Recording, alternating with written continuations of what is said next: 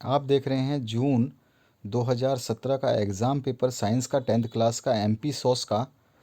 आपको अब अभी आप जो एग्ज़ाम देने वाले हैं उसमें से आपको किसी भी पेपर का सॉल्यूशन चाहिए तो आप अपना एग्ज़ाम होने के बाद आपका क्वेश्चन पेपर हमें सेंड कर सकते हैं व्हाट्सएप नंबर 8469022568 पे, और आपको हम उसका सॉल्यूशन प्रोवाइड कर देंगे।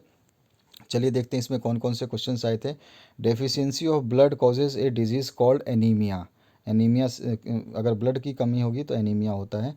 आवर्ती की मात्रा खालिस्तान डेसिबल है या हर्ट्ज़ है, यानी कि यूनिट ऑफ फ्रीक्वेंसी हमेशा हर्ट्ज़ होती है, डेसिबल नहीं होती है।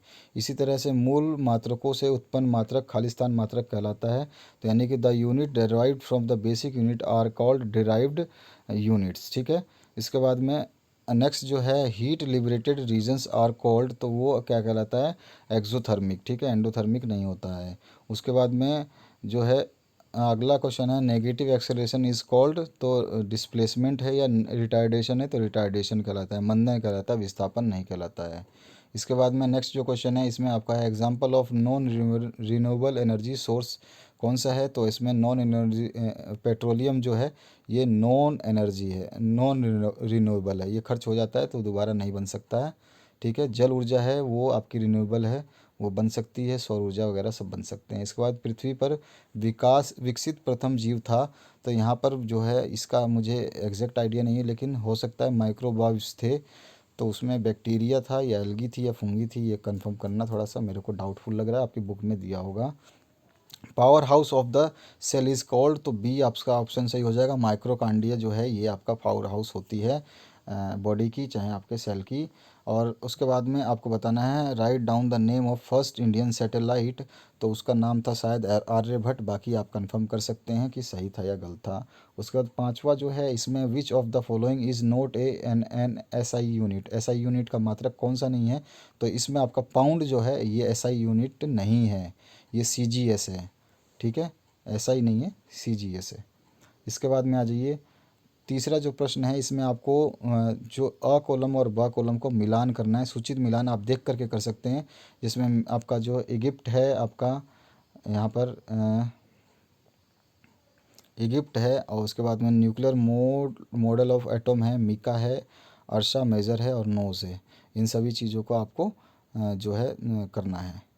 उसके बाद में अगर नेक्स्ट नेक्स्ट क्वेश्चन देखें तो यहाँ एक वाक्य में उत्तर देना है, तो भौतिक राशि व्हाट इज़ फिजिकल क्वांटिटी क्या होती हैं ये बताना है आपको। फिजिकल क्वांटिटी क्या होती हैं, सीएनजी का पूरा नाम आपको कंप्रेस्ड नेचुरल गैस जो है उसको बोलते हैं सीएनजी। चाल की परिभाषा यानी कि डेफिनेशन ऑफ स्पीड बताना है आपको। Right the distance travel by in given time is called speed. ठीक है, जो जो दूरी हम एक समय के अंदर तय करते हैं उसी को स्पीड कहते हैं। ठीक है, जैसे कि मैं यार 60 किलोमीटर 2 घंटे में गया, तो 2 घंटे में 60 किलोमीटर गया, लेकिन मैं कितनी तेज़ी से चला गया होगा कि 2 घंटे में 60 किलोमीटर पहुंच गया, तो वही मेरी स्पीड है।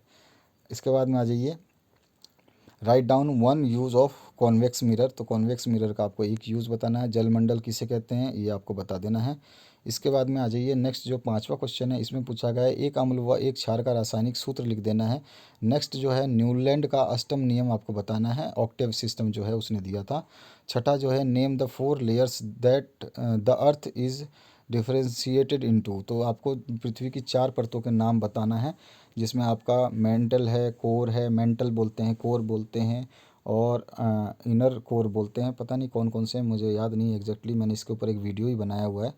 और ऑप्शन में है डिफाइन प्लैनेट्स एंड सैटेलाइट्स। उसके बाद में सातवां जो क्वेश्चन है write any two measures to prevent depletion of ozone layer. Ozone layer के जो क्षय हो रहा है यानी कि उसका पतन हो रहा है, तो उसके आपको कारण बताने हैं। और ऑप्शन में है write any to uses of plaster of Paris, POP का आपको 2 यूजेस बताने हैं। इसका फॉर्मूला भी कभी कभी पूछ लेता है, तो फॉर्मूला ज़रूर याद रखिएगा। आठवां क्वेश्चन है when was the first step taken on the moon by whom and in which spacecraft, किसने रखा था, किसके द्वारा रखा गया था, कब रखा गया था और किस एयरक्राफ्ट में रखा गया था, ये बता देना है। इसके बाद में और ऑप्शन में what are called ultrasonic wave and infrasonic waves. नौवां क्वेश्चन है write definition of scalar and vector quantity and give one example. इसके बाद में सिद्ध करना है v equals to u plus a t होता है। ठीक है, और उसके बाद में आ जाइए नेक्स्ट जो क्वेश्चन है इसमें 10वां है, write down the general formula of alkane alkene and alkyne homologous series में। इसके बाद में और ऑप्शन में है, what is called food web make it in a form of line diagram आपको बताना है।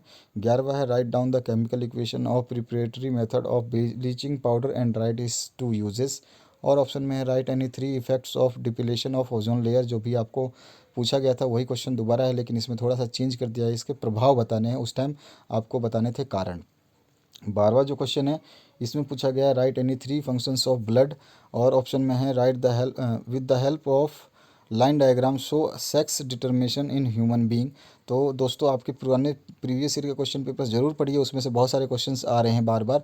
तो आपके जो 2020 का एग्ज़ाम आप देने वाले हैं उसमें बहुत सारे क्वेश्चंस जो हैं इन्हीं क्वेश्चन पेपर्स में से आएंगे।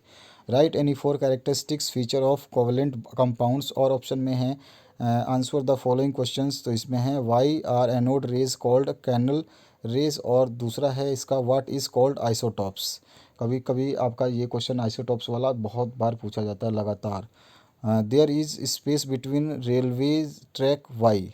तो आप देखते हैं कभी भी रेल की पटरियां जब जोड़ते हैं तो उसके बीच में थोड़ा सा जगह छोड़ देते हैं। एक पटरी खत्म होने के बाद जब दूसरी पटरी जोड़ते हैं तो देखेंगे आप थोड़ा सा जगह छोड़ देते हैं। क्यों?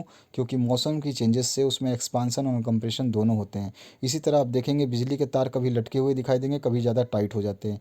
तो वो भी मौसम के प्रभाव से ही होते हैं, गर्मी और सर्दी की वजह से उनमें एक्सपांसन और जो कंप्रेशन दोनों होता रहता है। और ऑप्शन में है, what is simple microscope explain image formed by simple microscope. को उसका एक्सप्लेन कर दीजिएगा। 15वां है, what do you understand by ecosystem explain biotic components. और ऑप्शन में है, write any 4 uses of graphite. 16वां क्वेश्चन है, draw a neat and level diagram of human excretory system. और ऑप्शन में है, draw a neat level diagram of female reproductive system. 17वां जो क्वेश्चन है इसमें पूछा गया आपसे, how should a perfect animal housing be, write any 4 points. एक उत्तम पशु आवास कैसा होना चाहिए, उसके 4 बंदो लिखने हैं आपको। और ऑप्शन में है, right 4 advantage of crop rotation. ये क्वेश्चन बार बार पूछा जाता है। 18वां जो क्वेश्चन है इसमें पूछा गया आपसे, name the following name the devices which converts. तो उन डिवाइसों के नाम लिखना है जो इनको कन्वर्ट करते हैं। तो विद्युत ऊर्जा को यांत्रिक ऊर्जा में, यानी कि इलेक्ट्रिकल एनर्जी को मैकेनिकल एनर्जी में जो कन्वर्ट करता है, जैसे आपका हो सकता है ड्रिल, इलेक्ट्रिकल एनर्जी को मैकेनिकल एनर्जी में आपका कन्वर्ट कर देता है। Mechanical energy into electrical energy तो आपका जनरेटर हो गया। उसके बाद में हाई अल्टरनेटिव वोल्टेज इनटू लो अल्टरनेटिव वोल्टेज, तो हाई वोल्टेज को लो वोल्टेज में ट्रांसफर करता है, तो ये भी आपका ट्रांसफार्मर हो गया। Low voltage to high alternative voltage ये भी ट्रांसफार्मर हो जाएगा, या फिर आपका रेजिस्टेंस हो जाएगा, रेजिस्टेंस।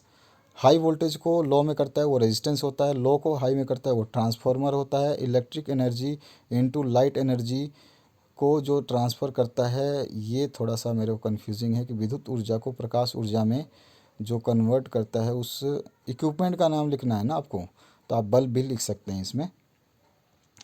इसके बाद में आ जाइए और ऑप्शन में। तो और ऑप्शन जो है आपका इसमें, अब यह लास्ट क्वेश्चन है इसके बाद में, right down the definition of work power and energy with units. Right scalar and vector also. इनके जो कैसी क्वांटिटी है वर्क और पावर एंड एनर्जी ये भी बतानी है आपको। इनके फॉर्मूला आपको ध्यान रखने चाहिए, और आपको इनका जो है आपको ओम का नियम भी ध्यान रखना है, ओम की डेरिवेशन भी आपको ध्यान रखनी है जो आ सकता है इस बार। 19वां क्वेश्चन है, write any 5 measures to prevent infectious disease. और ऑप्शन में है, what is first aid, write what first aid will you give to the patient in the condition of bleeding and fainting. इनको आपको जो है आप मरीज को कौन से, जो अगर कोई बंदे को खून निकल रहा हो या बेहोश हो गया हो उसके बारे में। 20वां जो लास्ट क्वेश्चन है, write 1 function of each sensory organ. और ऑप्शन में है, what is called nutrition, write types of nutrition in animal, why do we need nutrition, ये आपको बताना है। तो आशा करता हूँ ये पूरा पेपर आपको समझ में आ गया होगा, मज़ा आया होगा पेपर देख करके। तो ज़रूर आप प्रीवियस ईयर के सारे क्वेश्चन पेपर्स देखिए, जो सोल्यूशन चाहिए उसका व्हाट्सएप करिए आप हमें। आपके एग्ज़ाम होने के बाद पेपर को हम सोल्यूशन डाल देंगे। तो बने रहिए इस चैनल पे। 12th के लिए सब्सक्राइब कर लीजिए, और जिन दोस्तों के साथ शेयर करना चाहते हैं उनके साथ शेयर कर दीजिए। लाइक ज़रूर बटन ज़रूर दबा दीजिए। Thank you very much.